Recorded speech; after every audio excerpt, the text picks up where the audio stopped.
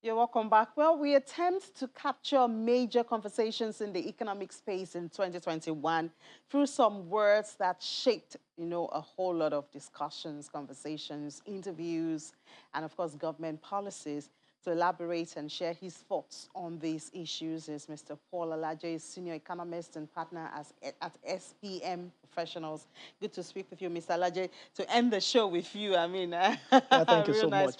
pleasure. Compliments of the season. Wish you the And Happy same. New Year in advance. We wish you the same. Just a couple of hours away, so I mean, we're here already, by God's grace. Okay, so one major word we kept hearing in the economic space this year was borrowing. So when you hear borrowing, for instance, in Nigeria, what does it mean to you? What comes to your mind? Well, borrowing generally means to take something on credit. But in finance, it refers to loan, to go collect facility. Maybe I use another term, but to collect loan with the hope that the monies will be paid later. It's different from grants when repayment is not expected. So when you look at the Nigerian space and economic space, something that become part, a major component of our national budget, which is our largest fiscal document year on year, every year, is borrowing. So government, as at March this year, according to Debt Management Office, our borrowing, our stock in terms Debt of borrowing, stock. debt stock, had increased to about 33.1 trillion. That's a lot of money. And we are even still planning to borrow more. Just last week, the president had sent requests to the National Assembly and fresh loans were approved. So we keep borrowing. And you see, people ask, is borrowing good or bad? For me, it's neither good nor bad. It depends on what you do with the money, the impact of borrowing, and our ability to pay. Generally, economics have three conditions. If you must borrow and you can decide whether such borrowing is good or bad. The first thing is, what is debt to GDP? Nigerian government increased debt to GDP this year from 25% to 40%, because obviously we're now surpassing the target that was set by Debt Management Office documents, which was done 2015 and later in 2019, which ended 2015 and ended 2019. So debt to GDP, because of this movement, is still allowable. The next is, service, that's debt service to revenue. Now, according to one of the media houses in Nigeria, I don't want to mention them, they ran a research and discovered that the first 5 months of this year, Nigeria spent 1.8 trillion naira to service debt. That was equivalent, within the same period, equivalent of 98% of our revenue. So we have 2% left. Will it be good for us to keep borrowing, knowing fully well that we will service? The last one is the impact of debt. Now, when you look at average, the debt on the average, how our debt profile has grown, on the average, we have about 14 to 20%. What has happened to our economy? Has it grown? On the average, about 2%.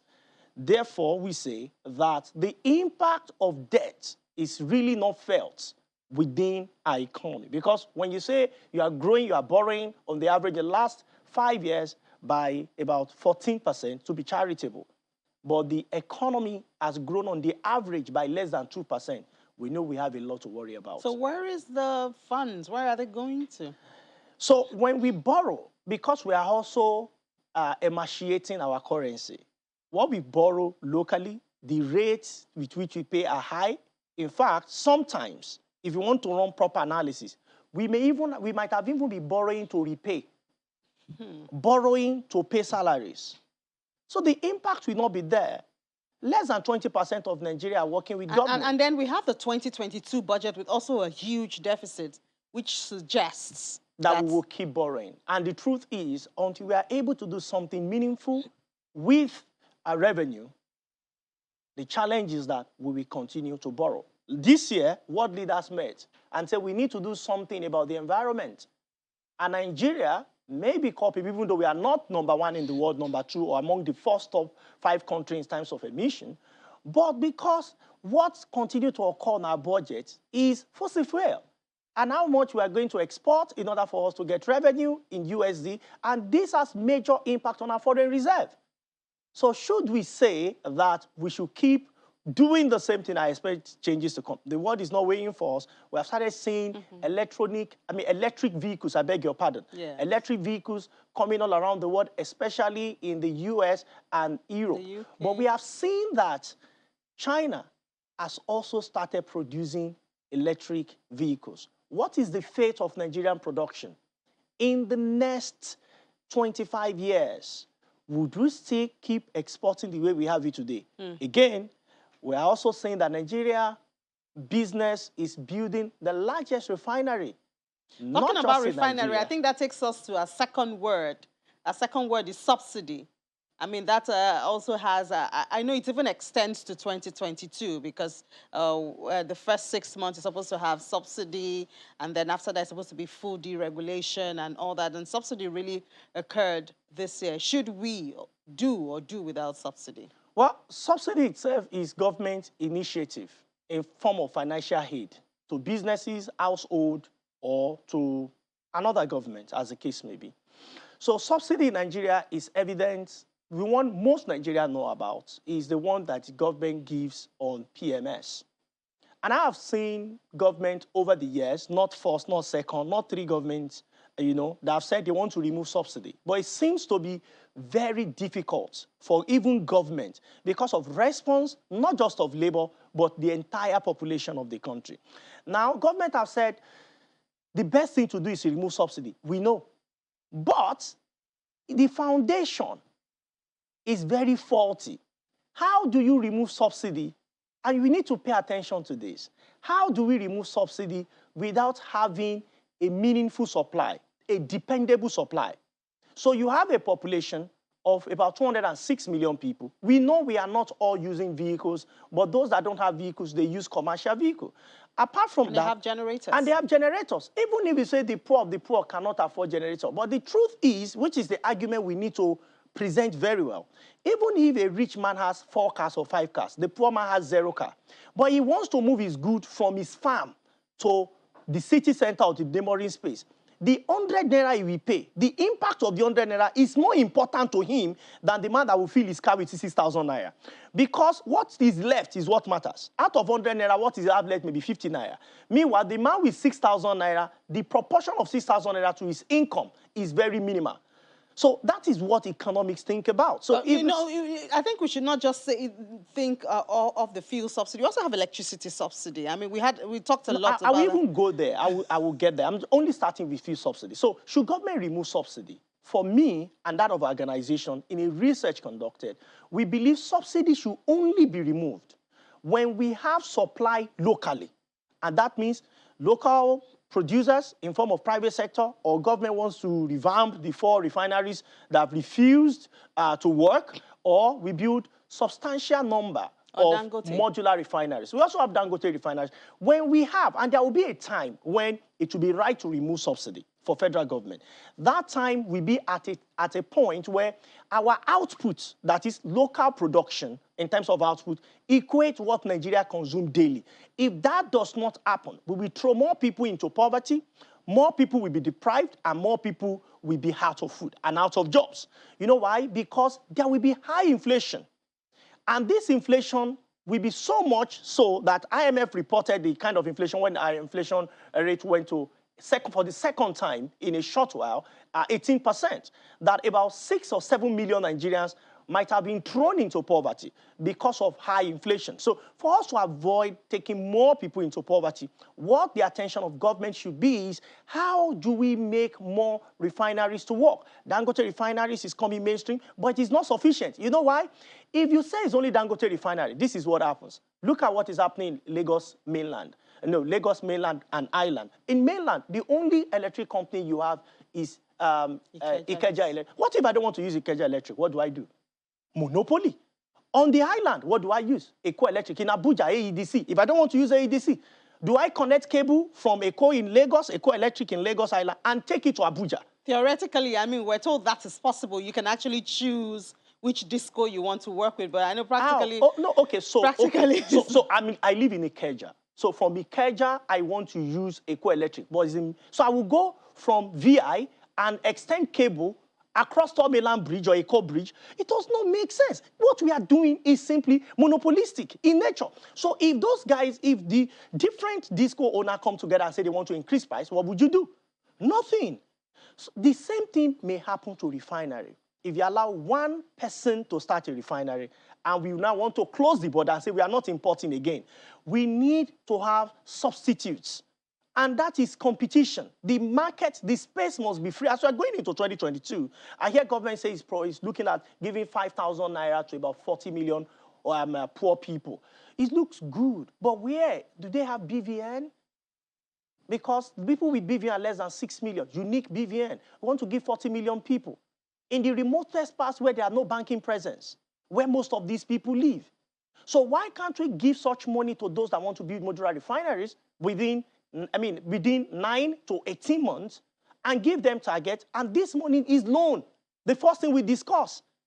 So they will pay government back with certain interest. And we would have achieved our supply side, supply of oil to interact with the demand so that we can have an effective equilibrium. Okay, Mr. Alaji, let's move to another word now. There was also price hike. That was also very common this year. So increase in price is different from price hike. To increase price means you keep price by certain price, but price hike is sudden increase, most of the time very high. And you see with electricity consumption, people have complained about price hike. When inflation went to about 18%, Nigeria continued to complain about price hike. And it's not only price that is hike, it could even be tax hike. So when you have hike, it means the population is not expecting it and it's very high. And if you remove subsidy, with my experience, even price hike, not only on PMS, but across the sector. And then devaluation was also one very common word. Devaluation. Especially in the FX space. Yes, devaluation was, we may define it as reduction in terms of value of a country's currency. Nigeria, as an economy, we have devalued our currency between 2020, June, to December this year, about 4 times. And I'm talking of official rate. But when you go to the other side, the parallel market, you even wonder what the rate is. About 500, 560, 570. That's what you see on the other side. So when we say we devalue, or technically speaking, because people don't hear this very well, government may say we want to emaciate the value of a currency. We are also talking about devaluation. So government authorities have devalued. And why do we devalue? Because central bank does not print foreign currency. So when we don't have enough support in our foreign reserve, I'm sure that we have seen central bank also getting worried because we are not receiving enough. Why? Because we don't produce enough. We saw a lot of interventions. We saw the naira to dollar policy, dollar to naira policy, giving extra 5 naira. Yes, we saw the Bureau de Change also getting a knock. So central bank did a lot to save the soul of naira from getting emaciated. And I must say this, Governor Emefiele administration, it's trying best possible, from my understanding. It's just that we don't produce enough. And you could read the trade report by National Bureau of Statistics. We spend close to 400 billion naira every quarter to import not vaccine, antibiotics. We have pharmacies, we have doctors, we have research organizations. We have laboratories. We have laboratories. We have pharmaceutical companies everywhere. But we still import antibiotics. And this is not my figure. According to the National Bureau of Statistics, in the trade report, the last released trade report, even the one before that. So we keep importing. If you go out of this place, and people that are watching their screen right now, that's those that are not, I'm even assuming that people are not watching on YouTube and they're in a vehicle. Check the brand of vehicle. And I've also jokingly said, women, check their heads. They are human, but still import human hair. But they are human beings. So we keep importing like no tomorrow. The paper we use. What exactly do we produce? Some people impregnate their wife in Nigeria. They fly the woman and import their children back. And we have paid health bills. So these are the things that are responsible, because each time you import, you are taking 3 decisions. The first decision is you consume your product. You are happy. The second decision is that you are going to reduce your foreign reserve, because central bank needs to respond. The third, which is the most important decision, is that you will take job out of Nigeria and you will give the country that you are importing from more jobs. implication. Do you see these words trending again in 2022? Say it again. Do you see these words we have discussed? The borrowing, the subsidy, price hike, devaluation. They will all trend in 2022, and some of them may even trend more. The price hike may lead to protests. That is my concern. I just hope that it will not. If government must even remove subsidy, it should not come in form of hike. It may come in form of increase. Partial removal, maybe 10%, so that it does. If you say you are removing and you want demand and supply to adjudicate price, it's like organizing a boxing competition and say Anthony Joshua versus Mr. Macaroni should fight themselves in a boxing. You know what the implication will be? That is why we should not say demand and supply when we are really not going to, produce anything. We don't have control over the supply. We don't have. And it's not just that. Exchange rate. Over 10 years, what has happened to exchange rate? In the last 20 years, what has happened to exchange rate? So if we say that we want demand and supply to adjudicate prices, exchange rate risk and cost of transport, taking out and bringing back to our country. All right. Thank you so much, Mr. Paul Alaje, senior economist and partner at SPM Professionals. Well, exploring these words, I know we have a whole lot more. Like you said, looks like they're going to trend again in 2022. So we still have a lot of discussion to do on this. Thank you so much and Happy New Year. I would like to say that because I don't think I'll see you in a couple of hours.